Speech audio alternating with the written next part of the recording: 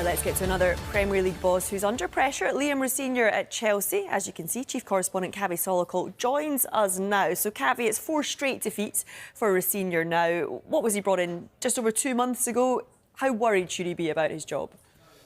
Look, I think Chelsea managers are always under pressure, especially when their teams play the way Chelsea played away at Everton on Saturday. That performance was totally unacceptable, and it's led to sort of feeling amongst a lot of Chelsea fans that the Chelsea players don't appear to be playing for their head coach at the moment.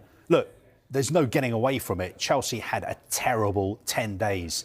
2 defeats to PSG, being knocked out of the Champions League, humiliated by PSG, also losing to Newcastle and then losing, and the way they lost away to Everton on Saturday as well.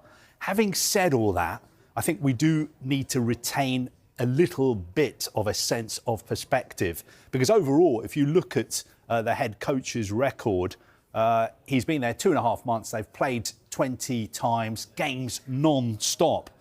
They've lost 8 times. I think one of those was the first game when he wasn't actually in charge. He didn't pick the team. He wasn't sitting on the bench when they lost away at Fulham. The other teams they've lost to, twice to PSG, twice to Arsenal, lost to Newcastle, lost to Everton as well. I think the owners were expecting better results than this. And the big problem Rosenior's got at the moment is if Chelsea carry on like this, there's a real big chance that they will miss out on Champions League football. And if they miss out on Champions League football, that is a massive blow to the prestige of the club, and also it is a massive blow financially for the owners. And is it fair to say the fans seem to be more unhappy with the owners, actually? And what is the issue there? I mean, speaking from personal experience, I know a lot of Chelsea supporters who've been going to Stamford Bridge since the 70s, 80s. There is a real disconnect between the fans that I speak to and the people running the club at the moment. A lot of the fans I speak to, not all of them, because fans have different opinions, feel that this is not the real Chelsea. They are used to watching a team owned by Roman Abramovich, a team that had character, personality, and never say die attitude, a team that was led by some of the best managers in the world.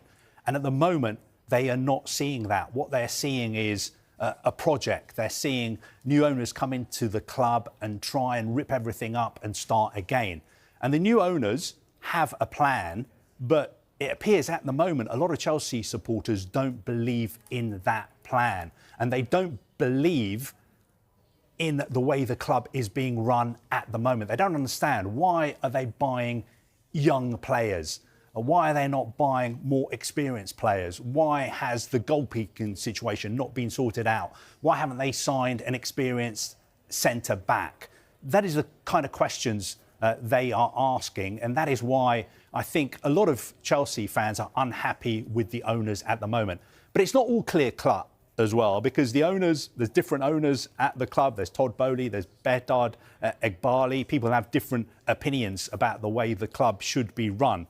But one really big problem, I think, for a lot of Chelsea fans has been what has happened since Thomas Tuchel left.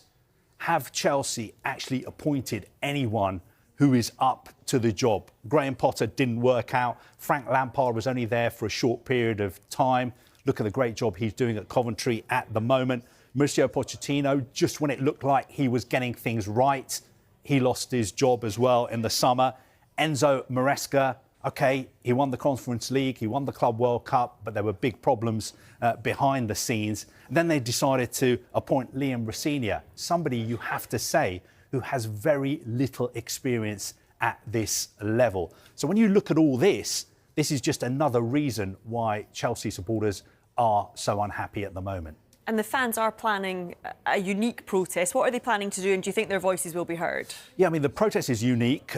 Some fans, this is not all fans, some fan groups are planning a protest before the game against Manchester United midway through April. And the reason it's unique is that there are some fans coming over from Strasbourg as well. Strasbourg, a club who share the same ownership group as Chelsea. So Strasbourg fans, a group of them coming over to London, joining up with Chelsea fans, planning to have this protest before the game against Manchester United. OK, Cavi, for now, thank you very much. Is he the worst manager Chelsea have had ever? He is the worst manager I have seen in my lifetime. He inspires nothing. I've spoken to fans who call him a politician.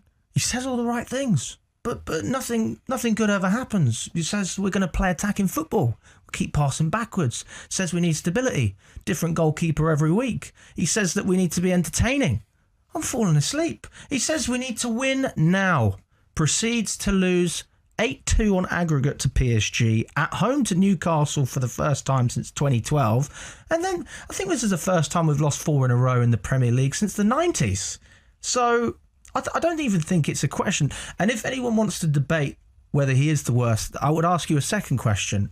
What credentials does he have? Rosenior has had every single job gifted to him on a platter. He did not deserve the Strasbourg job, but I still respected the fact that he could do something there.